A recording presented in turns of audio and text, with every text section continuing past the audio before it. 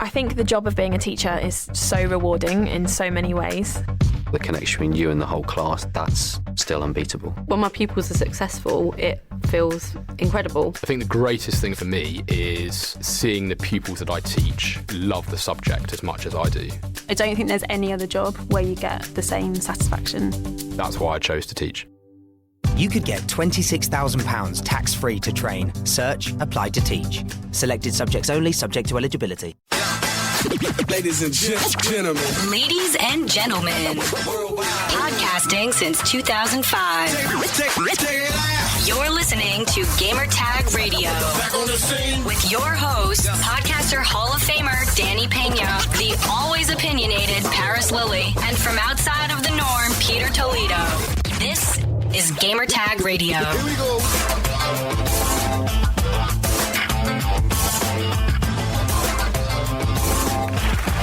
Welcome to Gamertag Radio, episode 589. This is your host, Danny Pena. And also, joining me this week, my crew, the co-host of the show.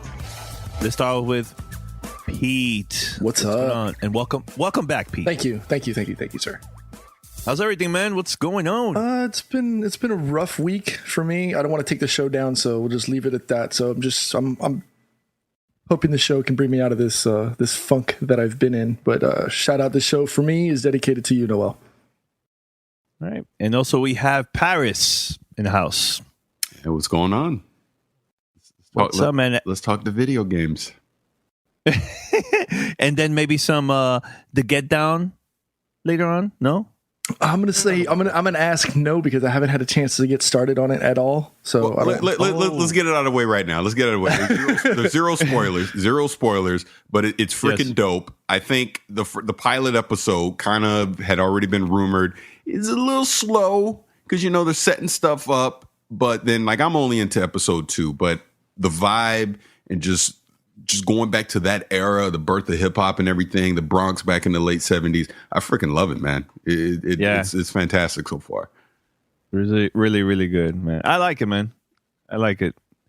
So yeah, check it out. The Get Down on Netflix. All right, head over to gamertagradio.com. Post your comments and feedback.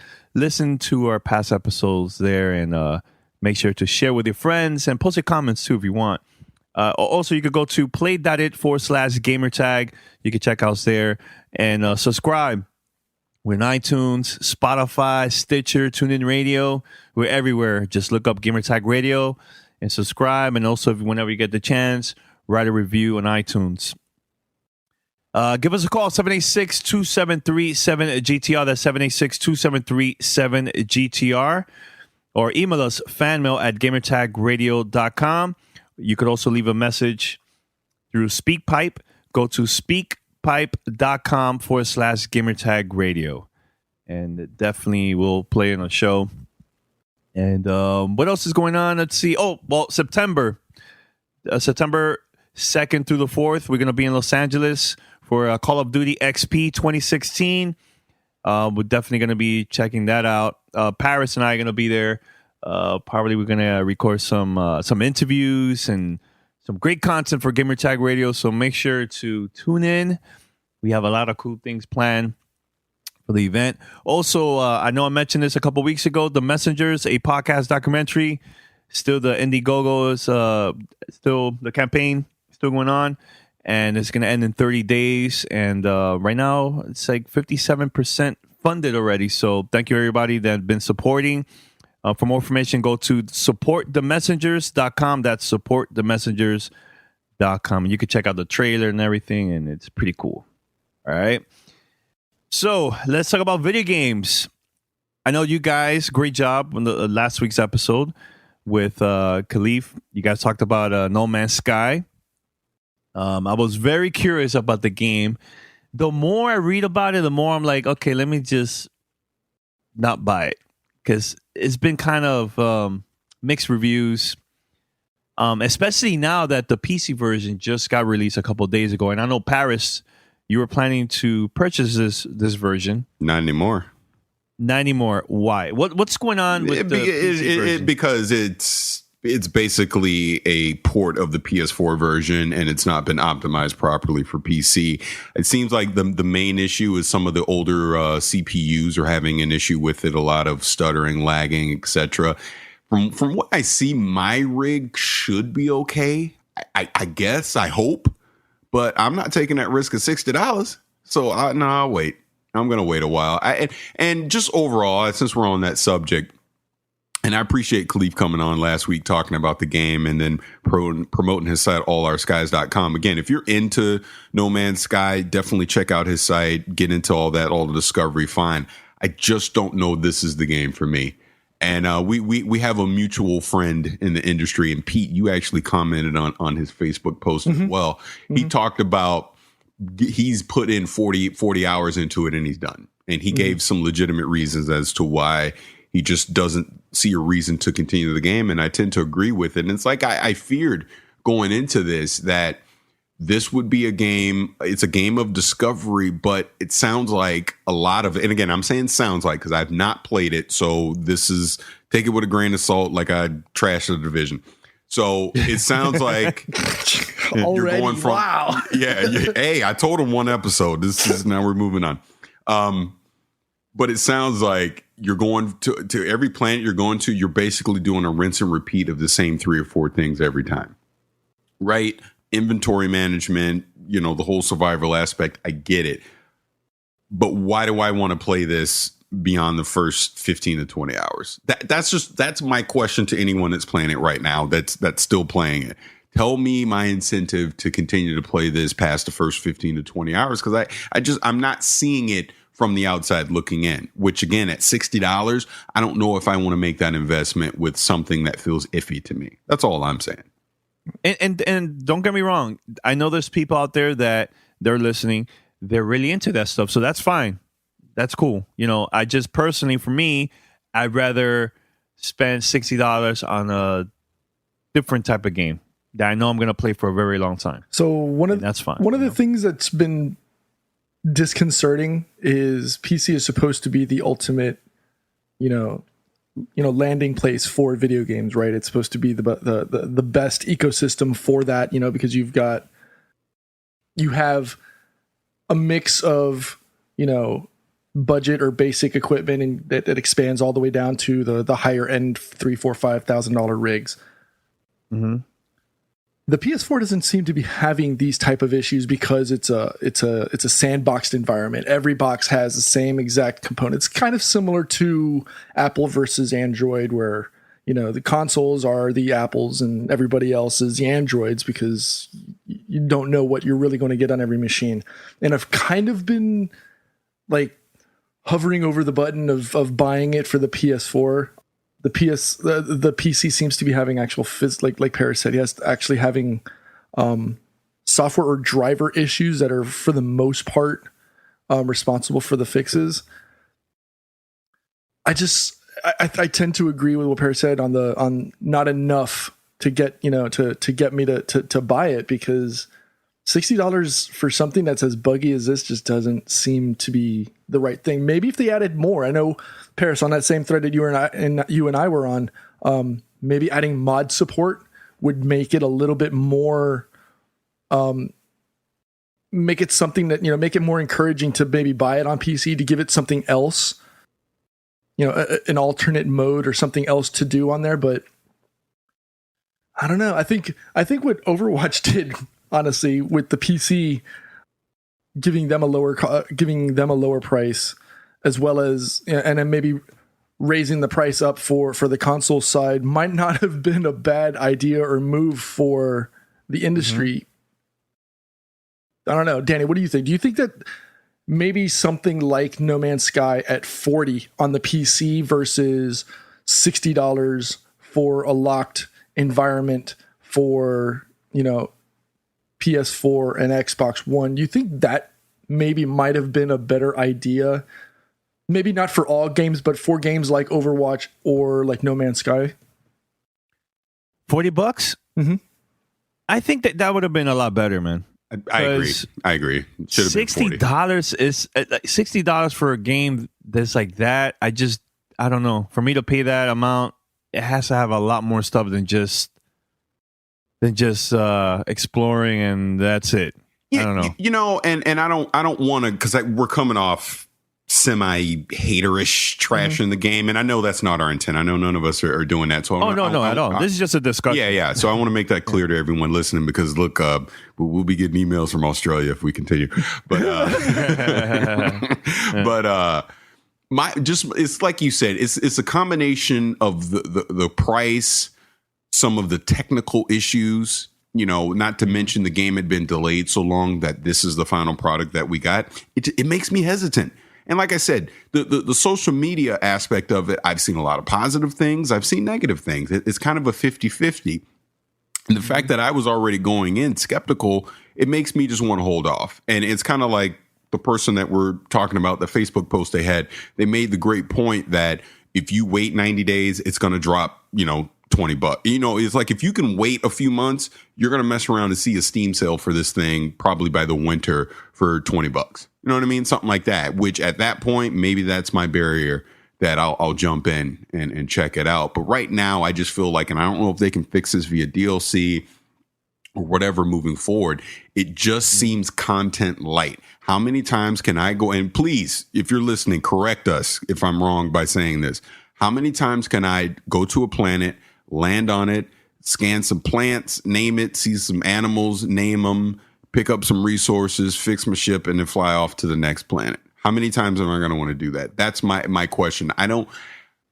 This game needed some type of social interaction, in my opinion. I needed to go to planets and see other people, interact with other people, collaborate with other people in these discoveries, and then maybe it would feel more content rich, and I'd want to continue to play it. Like for example, if Pete, Danny, and Khalif, if we all kind of had our own discovery group together, and we were going to these planets together and working together, to discover certain things, and kind of like Pete was mentioning, I don't know if it necessarily should be mods, because at that point console gamers aren't going to necessarily be able to participate. But if there was just this global community collaboration in this type of game where we're all working together to discover planets and galaxies and whatever, I think that's where the sequel to No Man's Sky should go, in my personal opinion. I mean, again, totally agree. I would love to talk to Hello Games and just get their ideas on what they're thinking moving forward. But I just think this 1.0 product of the game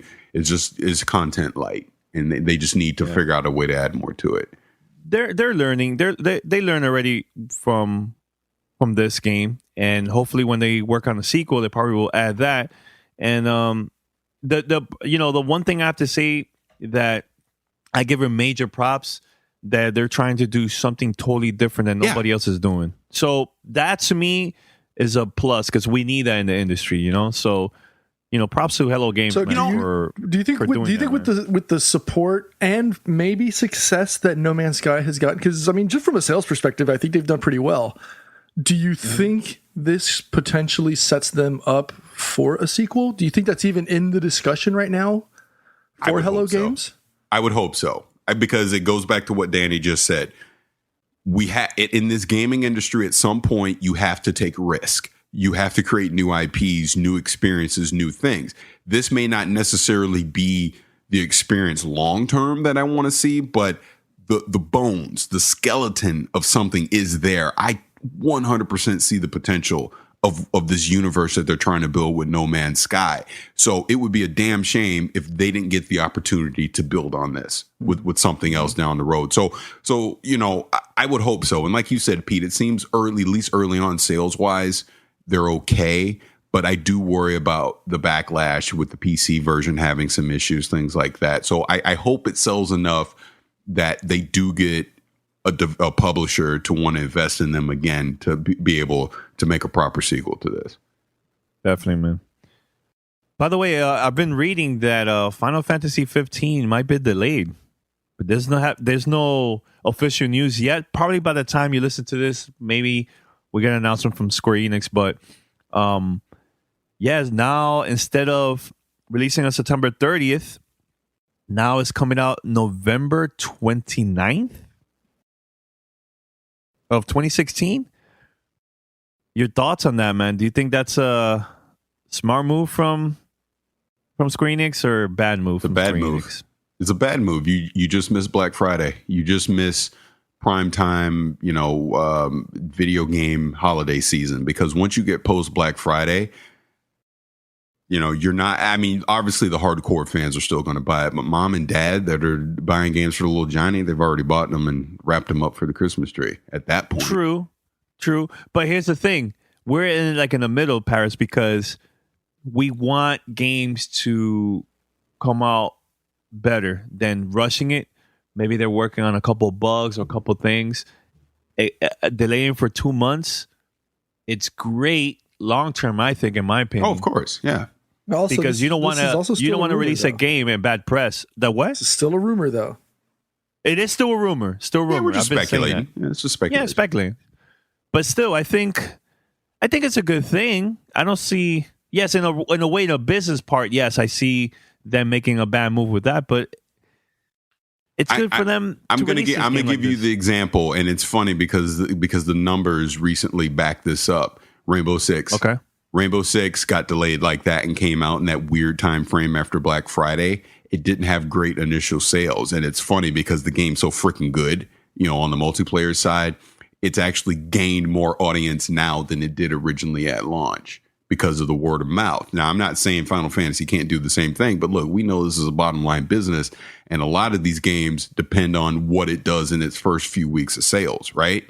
So if Square puts this out and, go back to the Tomb Raider remake that they did a few years ago, this kind of shows to that. If it doesn't hit a certain number, it's quote unquote considered a failure because it didn't sell X millions of copies, in the first few weeks, even though the game was great. And I'm not saying the game won't be great. I'm just saying putting it out in that particular time frame could hurt its initial sales. In my personal opinion, this is me, I would delay it till February at this point. Just take it out of holiday 2016 altogether, put it out in February where its only real competition at this point is going to be Horizon versus having to battle Call of Duty and Gears of War 4 and the Skyrim remake and Titanfall 2. And just there's a lot of freaking games that's going to be battling in the holiday, whereas you get post-holiday, competition's less, it can shine more, and its initial sales will probably be bigger. In my personal opinion, I don't know nothing. You're just a 42-year-old man. Yeah, I'm just a 42-year-old St. Petersburg, Florida. All right.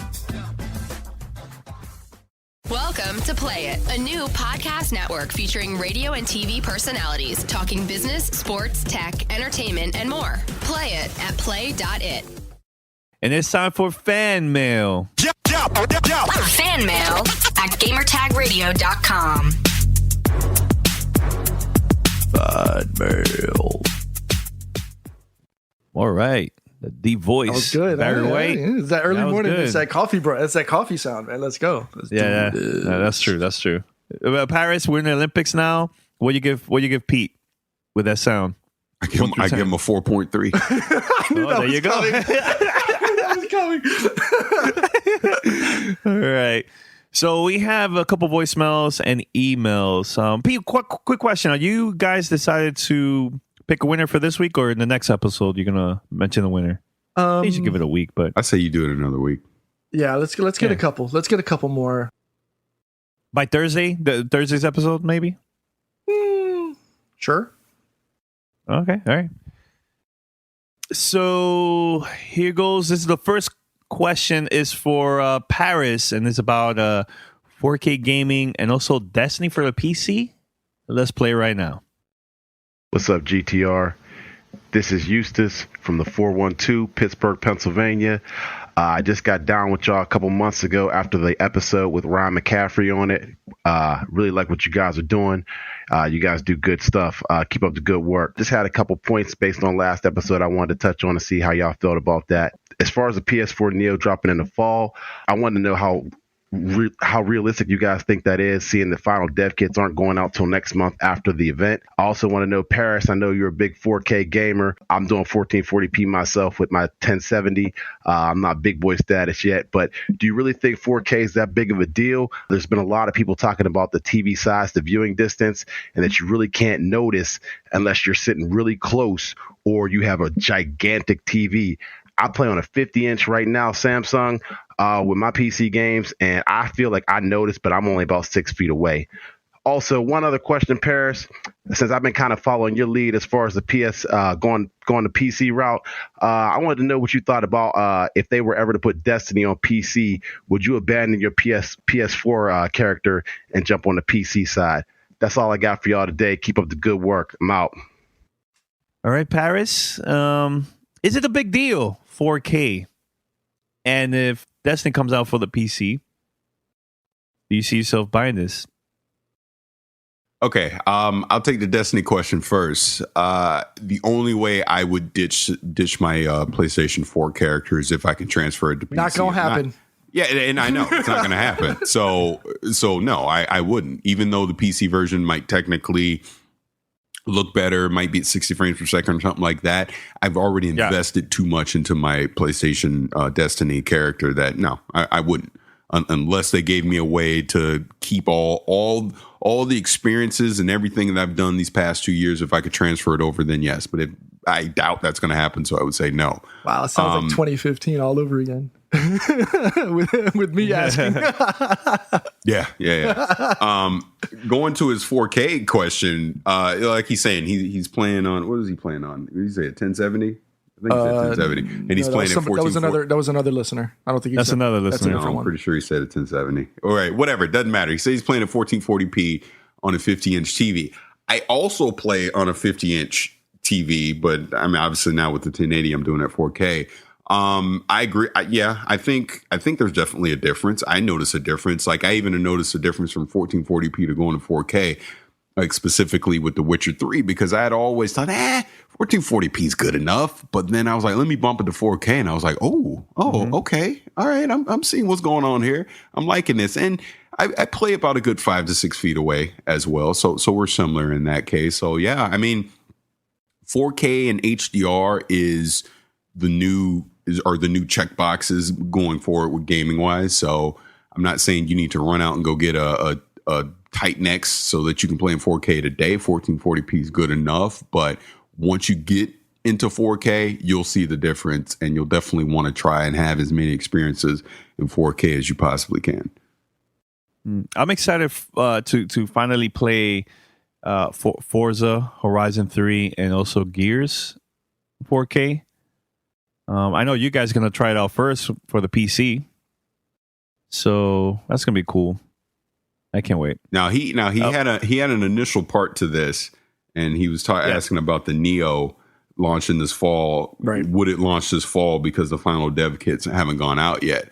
I'll actually tie this into Eurogamer has another article. They were talking about theoretically could we see a power bump for the PlayStation Neo? They tend to think this late in the game because they feel like it is coming out this fall, and I agree with them now.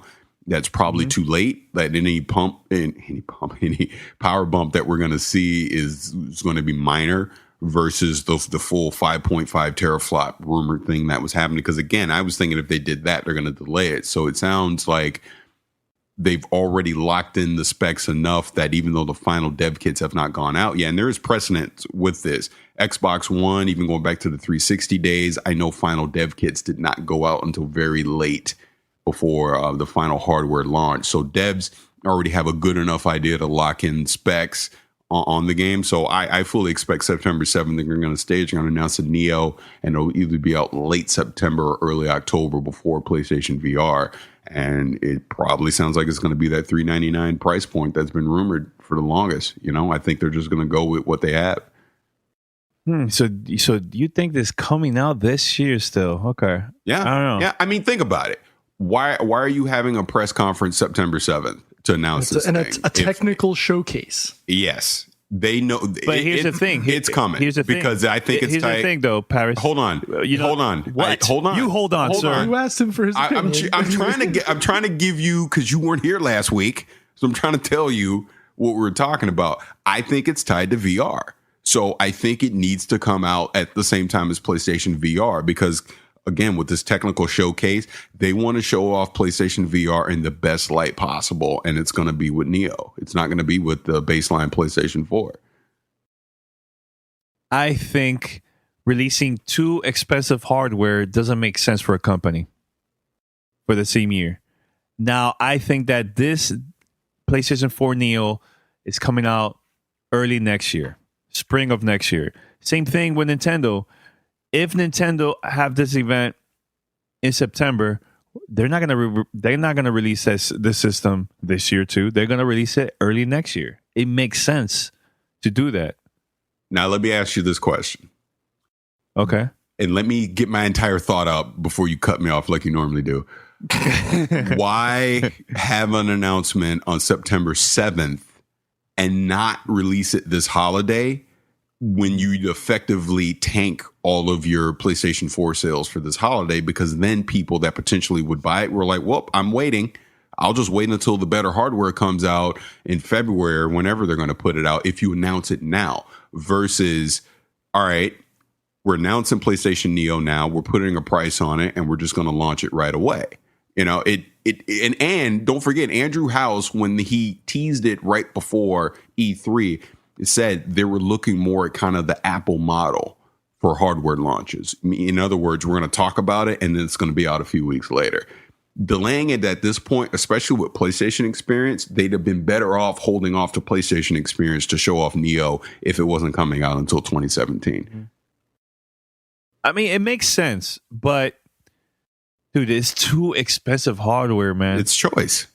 No one's forcing you, because you dropped the price of the original PlayStation 4 to, let's say, $250. No one's forcing you to get Neo. You get it because you can afford to get it. You have disposable income to get it, and you want it. It becomes a luxury item versus an item you need to play PlayStation. Because again, that's part of the messaging that has to come out on September 7th. They have to make it known, we're not telling you you have to get a Neo. You get a Neo because you want a 4K Blu-ray player. You want to take advantage of probably the 1080p streaming that you'll be able to do to Twitch and things like that, versus what you can do on PlayStation 4. Just some of the up-res graphics that you're going to be able to see on the games, along with the VR experiences. But guess what? If you don't want to do that, here's our original PlayStation 4 for $250 now.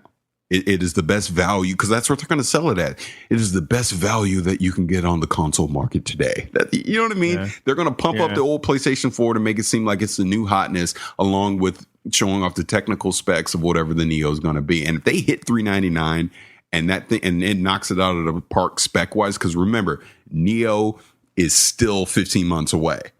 That gives them a big window to push out sales for that Neo before Scorpio comes. There's a rumor that they might also announce a new PlayStation Vita. I hope they don't. I doubt it. I don't think so. Who cares about Vita? I think the name just has to. It's just happened to be in that whole rumor. But so, well, the new system, the PlayStation 4 Neo, is going to be Vita related, like the name. I don't know. I think that might be their relaunch for that. They're keeping the name, so they don't. You know, they try and capitalize on the old name. But new life. Vita means life, right? I don't think so. You don't think so, Pat? Huh. I don't know. I just hope they don't announce a new Vita. That will be kind of crappy. Okay.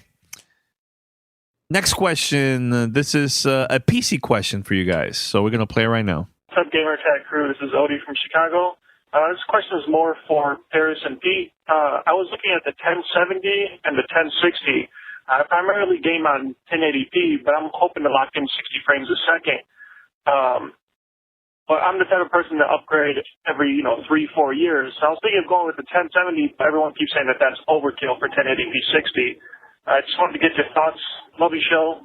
I look forward to hearing it every week. Have a great one. All right. PC experts, your thoughts? I would say this: if money isn't an object, go ahead and get the 1070 because you future-proof yourself more than getting a 1060. But a 1060 is going to be more than fine at 1080p, 60 frames per second. You could even look at an AMD 480 if you don't mind going AMD. That'd be my 2 cents. Agreed. Yeah, with the 1070, you can go beyond the 1080 limit and go to 1440, along with obviously with the resolution benefits of going from 1060 to 1070 to 1080.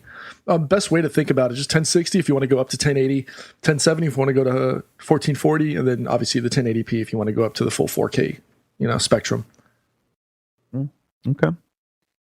All right, Paris, I think it's time for our sponsor. All right, let's talk about our sponsor, GameFly. Are you ready to save money and play more games? Then GameFly is the best way to buy and rent all your favorite games and movies. Just go to gamefly.com, pick your favorite games, and have them mailed directly to your door. GameFly is the leading video game rental service with over 9,000 titles to choose from. They'll let you try your favorite games and movies before you buy.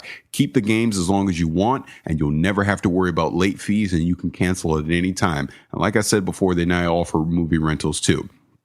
So go to gamefly.com/gamertag and start your free premium 30-day trial today. That premium trial allows you to check out 2 games or movies at a time, and you can only get this offer by going to gamefly.com/gamertag. So sign up today. Start playing all your favorite games absolutely free for 30 days at gamefly.com/gamertag. You can get a Division, you can get No Man's Sky, you can get... What else can you get? You can get Madden's coming up. There's all kind of stuff. Forza, Recore? Yeah, Recore. That was what I was thinking of. That's coming up. A lot of stuff. So definitely go to GameFly, take advantage of that 30-day trial with the premium thing, and just check out some games. Guys, it's free. Try it out. All right. So we have another question. This is from Lauren. Hey, guys. Women do listen, I swear. I'm like, all right, that's good. Thank you, Lauren.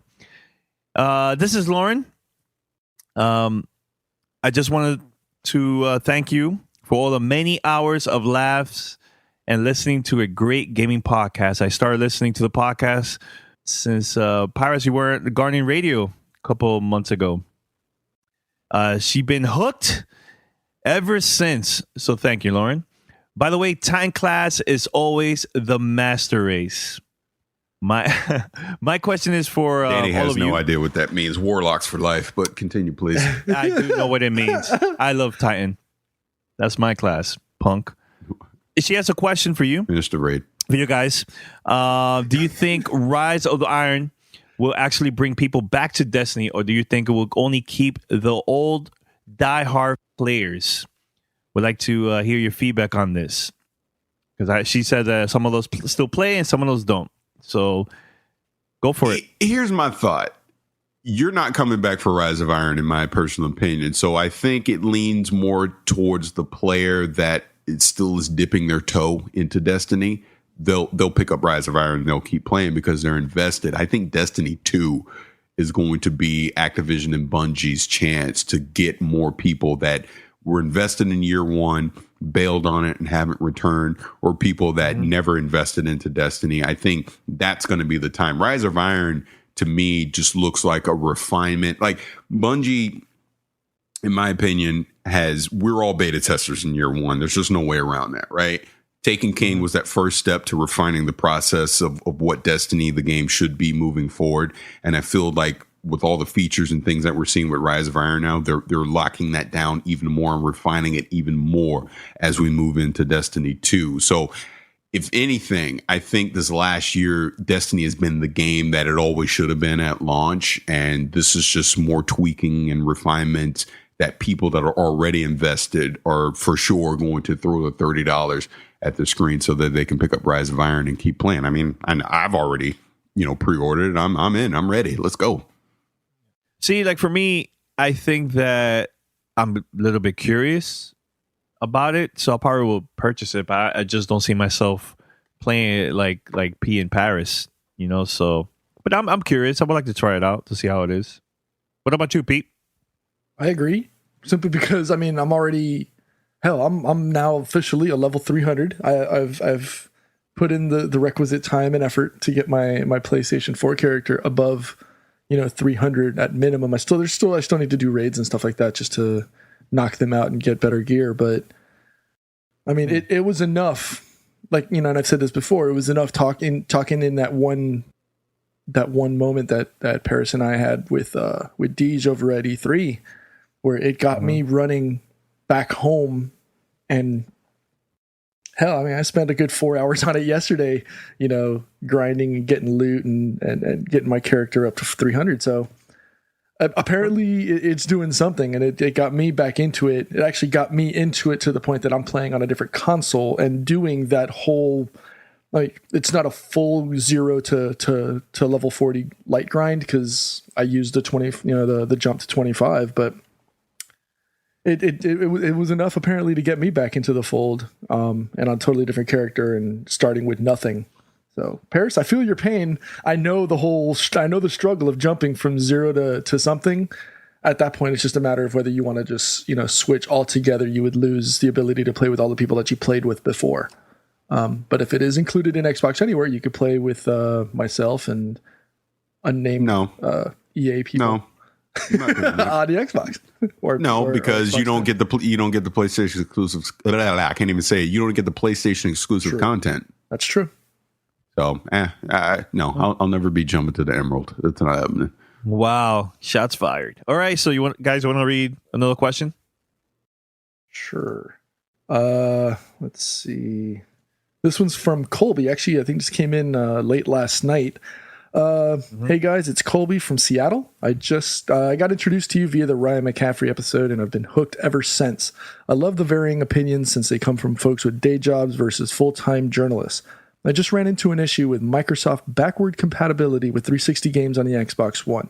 I swore BioShock 1, 2, and Infinite were on the Xbox One backwards compatibility list.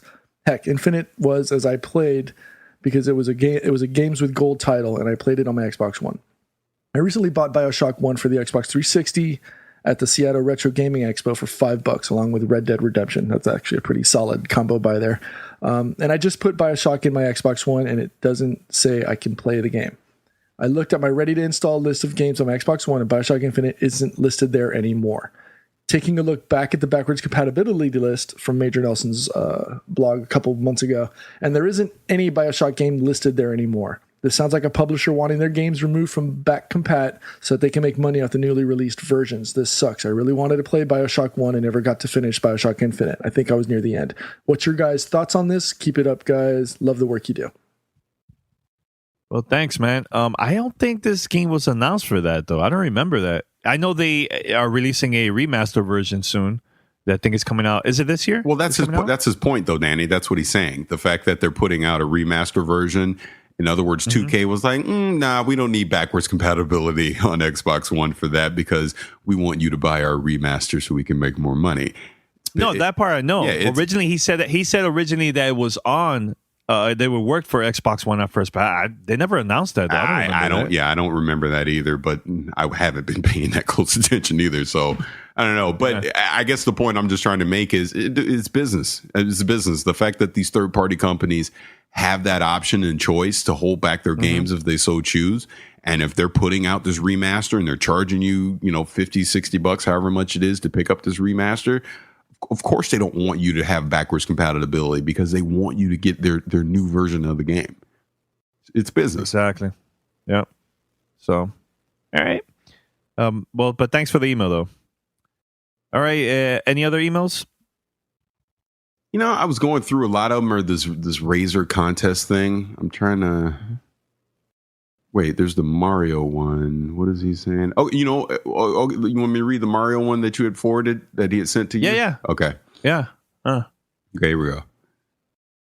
Hey, this is from Mario, and he says, I think you've shared on your show that you were thinking about getting an Xbox One S. He's talking to Danny. And he's saying, here's a good reason for you and your listeners to trade in a fat Xbox One for the Xbox One S. GameStop is currently through August 31st giving up to $150 for a fat Xbox One towards the purchase of an Xbox One S. Next year, you'll be able to trade in the Xbox One S for more money towards the Scorpio than what you would get for trading in a fat Xbox One. Plus, you'll enjoy the benefits of the Xbox One S until Scorpio comes out next year. On a side note, would you, Paris, and Pete still say that Uncharted 4 was that game, or have you changed your mind about that? I'll just jump in real quick and say, I'm not going to get an Xbox One S, but if I flip this over to the Neo side, that's kind of my thinking, that if GameStop has a great trade-in incentive for the PlayStation 4, then I'll do that. I'll wind up getting a Neo at launch because I'll take advantage of the trade-in deal. If not, I'll probably hold off and wait and just sell my PlayStation 4 on my own. But to his Uncharted 4 thing, I mean, I know I've answered this already where I stopped playing. I never even finished the game. So obviously it wasn't that game for me, but I know you and Danny and Pete, you guys finished it. So what do you think? I still think it's one of my favorite games this year. That's for me, I think so. I thoroughly enjoyed it. I mean, granted, that was my second foray into that whole world. I probably should go back and finish, the other games from the Uncharted collection. But is it that game? Is this the game that you would tell someone that doesn't own a PlayStation 4, go buy a PlayStation 4 because you need to play Uncharted 4? Yes. Yeah. I would still agree because it was the reason why I bought mine. Okay. And actually, I have a buddy at work that was using, was playing through 3 on his PlayStation 4, and we told him about, he was playing 3 on PlayStation 3, and we told him about 4, and he enjoyed the Uncharted series so much that he went out and bought a PS4 with the Uncharted collection just to play it. Well, not with the Uncharted collection, but he went out and bought a PS4 and played the game and loved it. And now he's playing with us on Destiny, which he's never played before. But yeah, I think it is worth it to get a PS4 just for the Uncharted 4. And thank you also for that info. I'm actually considering swapping in my Xbox Fat for the Slim. See, that's the thing. I don't know. I'm still debating if I should make that move or not. Well, you're also giving up on Xbox One or Xbox Live anyway, so. No, I'm not giving up. You said this a couple of shows ago. No, he's taking a break. He was taking a break from it. See, listen, Pete. Listen. He said taking a break until when another game comes out. And it's the same thing with PlayStation 4, PSN. I'm also going to take a break from that until I feel it's like the right time to subscribe again. I've never said anything about giving up. So, but yeah, like I was saying, I'm still debating if I should trade this in and get an Xbox One S or just wait for Scorpio. I personally, right now, I feel like I should wait until Scorpio comes out next year. But I don't know what's the rush for me to buy Xbox One S. But what is your reason, Pete, for getting an Xbox One S? Because it's slimmer and it's white and it has the integrated power. It's cleaner looking. I like it. I just like it better. That's about it. Okay. You were going to say something, Paris, before? No, I was going to say something I'm sure is going to make some people mad, but it's the truth. To be honest with you, when I think about PlayStation, because I'm even saying I'm going to get a Neo and all that, but I mean, keeping it 100, going back to this Uncharted 4 thing, yeah, I would probably not even see a reason to own a console if it wasn't for Destiny, because that's the only game I play on the PlayStation 4. I really would have no need for one at all. That's really where I am in my gaming life right now, because, we talked about this offline a little bit in the last few days. I'm starting to get ridiculously picky. If it's not a game I have to review, again, this No Man's Sky thing. I'm done with the blind buying. I'm just going to get it, throw my coin purse at it. If I feel even the slightest bit of being hesitant, then I wait. Mm-hmm. You know what I mean? And to be perfectly honest, PlayStation's first party lineup has been so freaking whack to me that I don't see anything there that would make me want to just run out and go get a PlayStation 4 just for the exclusive stuff. I swear to you, if it was not for Destiny, I would not play my PlayStation 4 at all. It would be collecting dust, and I'd probably would have done what I did with my Xbox One. I mean, I'm in a similar. It's again, I'm not trying to diss Xbox first person lineup so much so that up until now I've been very bored with it. I mean, the games that I thought that I were going to anticipate bored me. Same with on PlayStation. Uncharted 4 bored me. I have no desire to go back and play that game right now. I just don't. It's really been the third-party games this generation I was gonna say that have fueled me to want to play games. And, you know, again, I've said it 10 million times, as someone pointed out to me on Twitter, I have a PC that can do 4K gaming, so I play all my games on PC for the most part. But Destiny is one of those games I can't play on the PC, and obviously the preferred platform because of exclusive content is the PlayStation, which is why I played it on PlayStation. I mean, I'm getting a Neo, but the reason I'm getting a Neo is because it does the 4K stuff that I'll take advantage of, and my son and I play Destiny on his PlayStation 4, and we play NBA 2K16 sometimes as well. But if it wasn't for my son being into this, I mean, you know, I'd really be able to take it or leave it with consoles right now. But that's just me, and I know people get mad that I say that, but I'm just telling the truth. So I'm just being honest. Man, everybody's gonna have different opinions. It's fine with that, you know. And now my question is to you, and also Pete, jump in whenever you get the chance. Is it being too picky a good thing or bad thing? I think it's a good thing because I'm 42-year-old grown man from St. Petersburg, Florida. I don't have time to be wasting money on games that I'm not going to play. Yeah. I mean, 10, 15 years ago, I used to just blind buy everything, get everything. Oh, I'm just getting it because it looks kind of cool. And you play it for an hour and you're like, this freaking sucks. And I just wasted my money, and you go trade it in for like a quarter of the price at GameStop or something. I don't want to do that anymore. You know, it needs to be a game I know I'm going to invest plenty of time into, or if it's an indie title that, you know, it might be a short experience, but it's going to be fun for that amount of time. You know, these games just, I don't know, man. Like I said, I'm just getting super picky, and I know I am because I'm getting old and grumpy, but that's just me. You know, that's not everyone. I know a lot of people enjoy playing on consoles. Obviously, you know, hundreds of millions of people love playing on consoles all the time. If I did not have a PC, then of course I'd be a console gamer. But I can guarantee you my library would be very small. I wouldn't have a ton of games because, again, I'm just getting very picky. Yeah, I think that I know. I think Sony needs to step up with their first party games, man. And like you said, I think Microsoft, I think all of them do, to be honest with you. Now, I know. Yeah, I just want to say this one thing. I'm sorry, and I'm pulling to you and cutting people off, but even Gears 4, I feel like, all right, I'm going to get Gears 4 and play it. I can tell you this, looking at the IGN first stuff, this ain't the game that they originally sold us 2 years ago. I'm just letting you know that right now. They sold this off as being a survival horror game, getting back to the original roots of Gears of War. This looks more like Gears of War 3 to me. And I don't know if that's necessarily what I want. Just saying. Okay. I don't know what to say.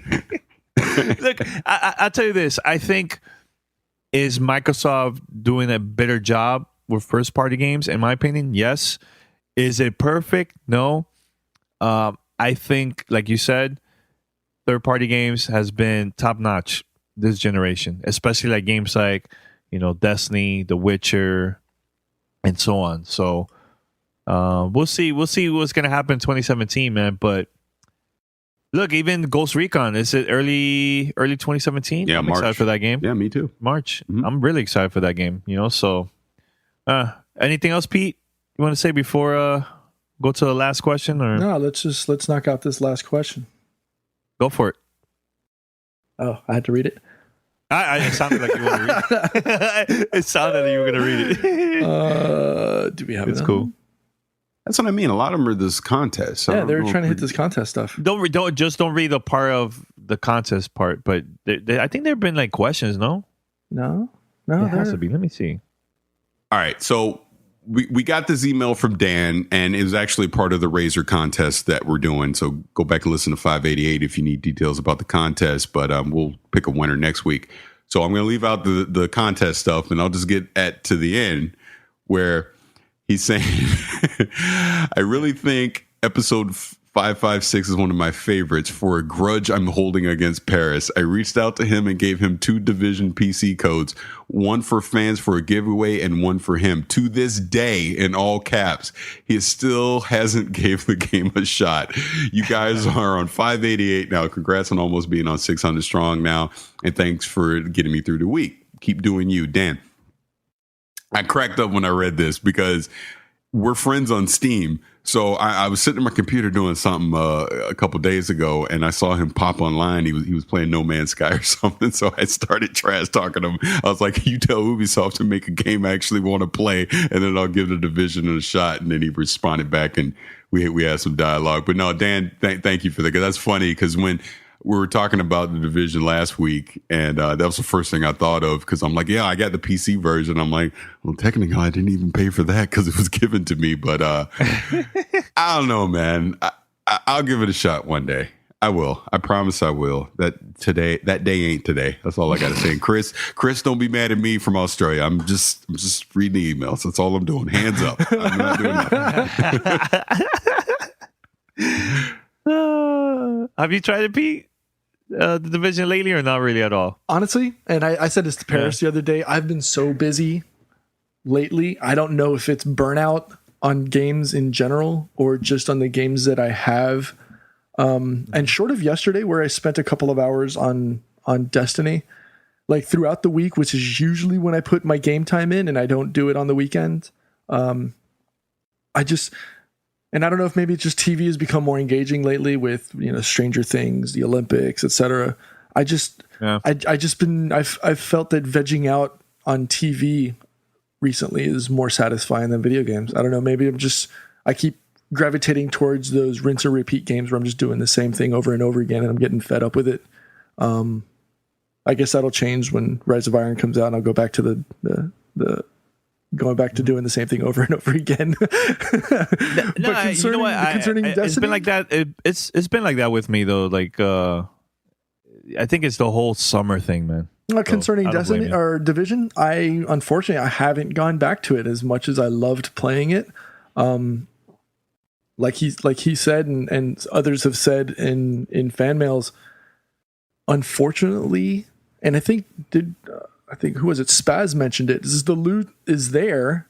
Unfortunately, they nerf it right after the next update. So anything that you've gone back to and said, okay, I'm going to get this teal green gear set that's perfect for my gaming experience. The next update that comes up, they've nerfed it and it's useless. And now you have to go back to the grind to get a new gear set that fits the game until they nerf it on the next update. So it's unfortunately, and maybe this is another case where Massive just needs to reevaluate how they're doing the DLCs so that they don't totally make useless all the work that you've put in over the last 2 or 3 weeks or 4 weeks, before the last update, because it's kind of annoying where you're spending, and to an extent, I think Bungie did this with Destiny as well until they learned, okay, we can't totally make it useless. We have to make it still relevant within the game, not just totally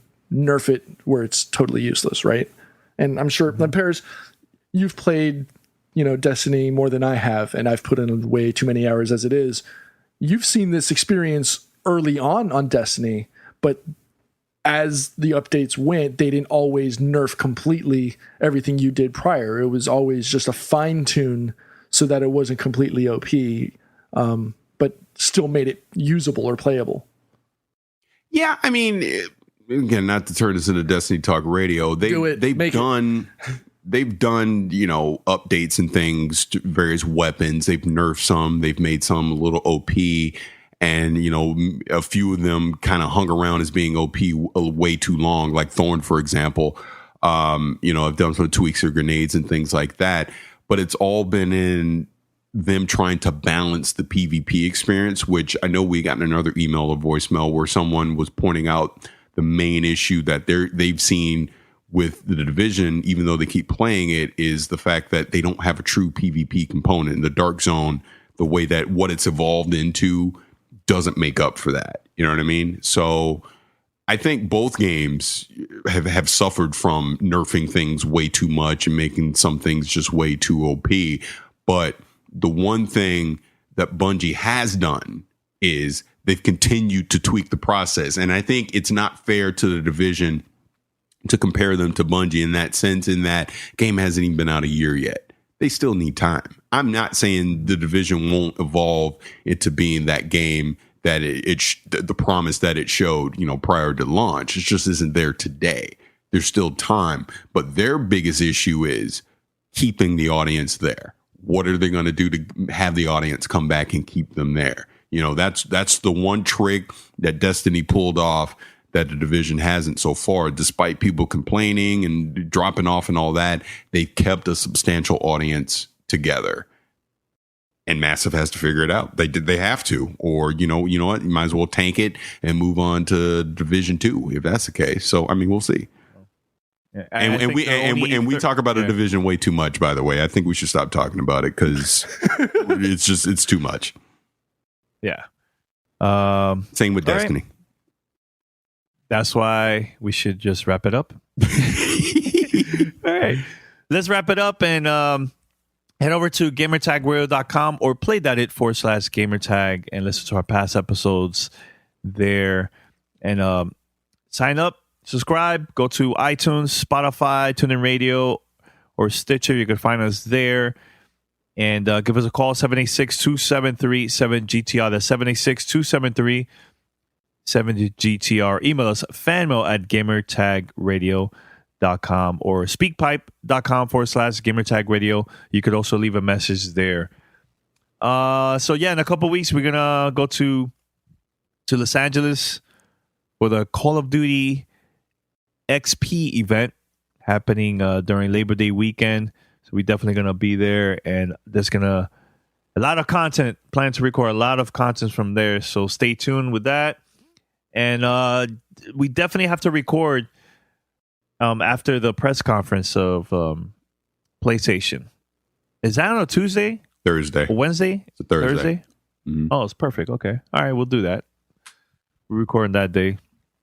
So we'll see what happens. So anything else, guys? We'll wrap it up. Yeah, I got one more thing since, we've kind of been trying to integrate more, just not necessarily our interpersonal lives, but just other interests beyond video games. I've had a lot of people over the last few weeks approaching me, asking me if I do any powerlifting, like, do I compete? And I'm always, no. And then, just in the last couple of days, I swear they had like 4 different people ask me that. And I think I'm going to go for it. I think I'm going to sign up for an amateur power meet out here locally in Southern California and just compete. Shit. Yeah. Because again, I'm 42-year-old St. Petersburg, Florida. But at my age, I looked at it from my age. I'm already in that range now, so I could do it. There's some training I need to do specifically, and some things I need to clean up. But I think I'm going to do it. I think I'm going to do it by the end of this year, early next year. I'm going to do it. Ooh. Are you going to record some videos and stuff? Oh yeah, I'm sure. Yeah, of course. Yeah. I mean, if I once I go out there and do it, I'll have somebody record me. It'll be fun. It'll be fun to push myself and to see how far I can go. That's kind of why, I don't know if you saw, like on my personal Facebook page, I posted a video of me doing a deadlift, and I was talking about form check. That's why I got to clean my form up some more so I can go heavier. That's why I gave him a 8 out of 8. Well, good for you. There you go. A-hole. So good. P, anything else? No, man. Nah, just good. Just love the people that are around you. Again, going through some personal things. Again, this episode, I'm personally, putting this one out there for Noel. He's unfortunately, he is no longer with us. You fought a strong fight, and I think your journey over the last week has brought a lot of people back to reality from a human perspective, and just in general, love your friends, love your family. That's it. I'm out. Yeah, man. Definitely. On that note, we're out. Until next time. Peace.